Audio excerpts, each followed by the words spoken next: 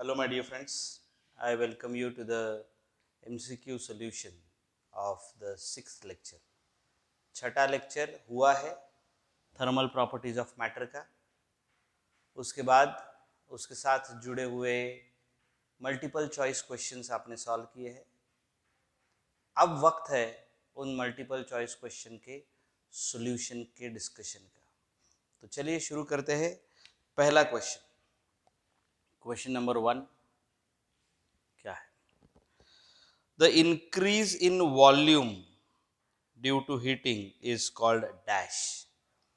Linear expansion? No. Volume expansion? Yes. Cubical expansion? Yes. Volume expansion और cubical expansion दोनों same है। जैसे superficial और aerial expansion हम वर्ड इस्तेमाल करते हैं फॉर 2 डायमेंशनल, वैसे cubical या वॉल्यूम एक्सपांशन हम इस्तेमाल करते हैं फॉर 3 डायमेंशनल एक्सपांशन। तो आंसर दोनों है और थैंकफुली ऑप्शन डी जो है उसमें दोनों ही लिखा है। The answer is D, fourth option, both cubical and volume expansion. दूसरा सवाल, the increase in area due to heating is called linear, volume, cubical, areal. It is areal और सुपरफिशियल एक्सपांशन। यहाँ एक ही का जिक्र है, that is areal expansion. So will go ahead with that. It's areal expansion, that's option D. Option D, that is areal expansion. सवाल number 3, to open tightly screwed bottle of metal lid क्या किया जाता है? तो to open tightly screwed bottle of metal lid, the answer is bottle is put into flames before unscrewing, ताकि वो expand हो जाए and we can take it off. The answer of the third question, नहीं, bottle is not put in flames, okay, गड़बड़ हो जाएगी। The answer is bottle is put into hot water before unscrewing. It is put into hot water, flames के ऊपर गड़बड़ हो जाएगी। It is put into hot water before unscrewing, ताकि hot bottle में चला जाएगा तो ग्लास एक्सपांड हो जाएगा, और glass is a bad conductor, तो वो ग्लास एक्सपांड हो जाएगा, लेकिन मेटल लिड को कुछ नहीं होगा, मेटल लिड उतना ही रहेगा, we can take it off. The answer is bottle is put into flames nahi, it is put into hot water before unscrewing. The answer is D, fourth option. Third question, the answer is D, fourth option. Next question, fourth, when temperature of water is raised from 0 to 4 degree Celsius, 0 to 4 degree Celsius के बीच में temperature बढ़ रहा है। Temperature बढ़ता है तो अमूमन expansion होता है, लेकिन एनोमलस बिहेवियर ऑफ वाटर है। 0 to 4 टेम्परेचर बढ़ेगा, जनरली टेम्परेचर बढ़ता है तो एक्सपांशन होता है। यहाँ पे टेम्परेचर बढ़ रहा है लेकिन यहाँ पे कॉन्ट्रैक्शन होगा।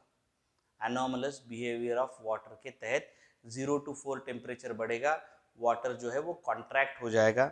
The answer is B, second option. The answer of the fourth question is B, second option. Okay, अब चलेंगे सवाल नंबर 5 की तरफ।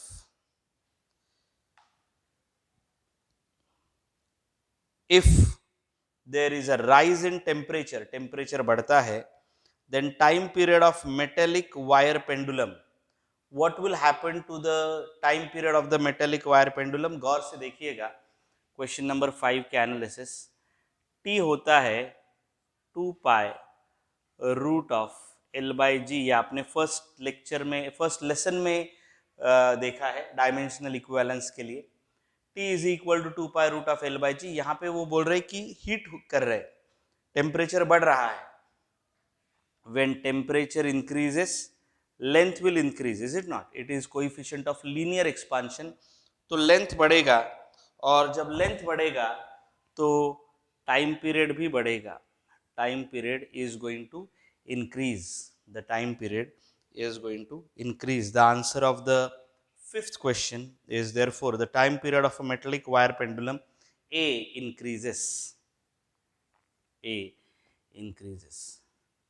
छठा सवाल, question number 6. A composite rod made of copper, alpha दिया है कॉपर का, alpha for copper, coefficient of linear expansion 1.8 into 10 raised to minus 5. 1.8 into 10 raised to minus 5, and alpha of steel 1.2 into 10 raised to minus 5. 1.2 into 10 raised to minus 5. Alpha of copper is greater than alpha of steel. Yes, ये 1.8 है, ये 1.2 है. Heat किया तो क्या होगा? It bends with steel on concave side. It will bend with steel on the concave side. कुछ ऐसा बेंडिंग होगा, दूसरे कलर से मैं ड्रॉ करूंगा. It will bend something like this, where this steel will be on the inner side, and this copper will be on the upper side. क्योंकि copper ज़्यादा expand होगा, इसलिए the answer is it bends. Bonds है वो गलत है, वो bend होना चाहिए. It bends with steel on the concave side. The steel will be on the concave side because steel comparatively कम एक्सपांड होगा. Right? Okay, so the sixth question, the answer is A, first one.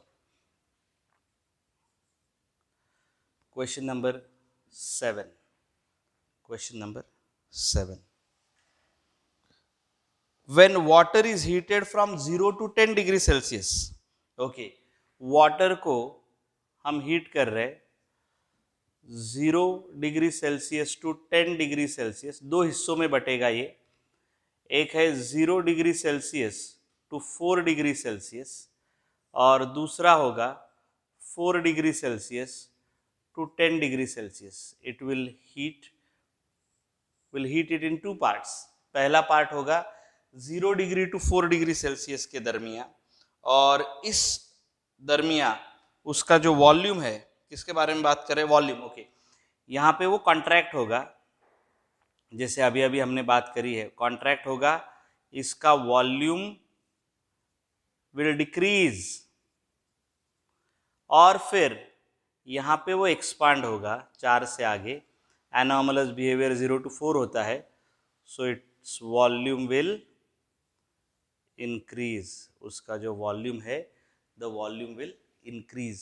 फिर 0 to 4 there will be a decrease in volume, and 4 to 10 there will be increase in volume. है क्या? देखते हैं ऐसा option. Decreases continuously is wrong. First decrease and then increase is right. The answer is B, second option. The answer is B, second option. 8 सवाल है आज का आखिरी सवाल लेते हैं. Question number 8. 2 holes are made in a copper plate. ये copper plate है. इस कॉपर प्लेट में यहाँ और यहाँ 2 होल्स कर दिए गए हैं. फिर क्या होगा? The plate is heated. The distance between the copper plates will the distance between the holes. Okay, the distance between the heat करेंगे तो ये बढ़ जाएगा, and the distance between the holes will increase. The distance between the holes, it's going to increase.